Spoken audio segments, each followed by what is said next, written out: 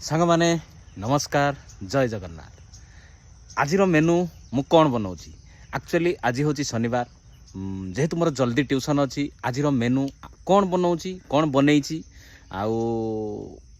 को आइटम मोर होती निश्चित भाव में मुझे ए भिडियो माध्यम देखी गोटे जिनस कौन हो तो सांग माने गोटे जिनस कहूँ आज अनुचिंता मन रखि थे गोटे दुखी लोक को दुख कथा कही मनरे केबे कष्ट देवे ना। तो तेबे चलतु आज मेनू आपण मानक मु देखैबी।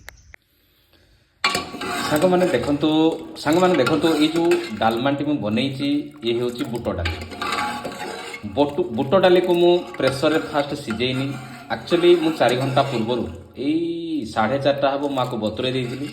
बतरा पर एबे डालमाटी मु करूची देखंतु फास्ट मु तेल दे देइची तेल पर पियाज एतरे रसुण भी पड़ीनी भुसुआ पत्र पकेइची अदा छेचा टिके पकेइची आउ डालमा पाउडर गोटे स्पेशल रहउची डालमा पाउडर ही पकेइची। देखंतु डालीर आपण माने एभल डायरेक्ट एतरे मु पकेइची आग देकी तापरे डाली को पकेइची डाली को पूरा मिनिमम 2 मिनिट 3 मिनिट कसीची तापरे पानी देइची पानी देकी एभली डायरेक्ट मु प्रेशर कुकर रे डालमाटी करिची एतरे कड़े रो किछि आवश्यकता नाही।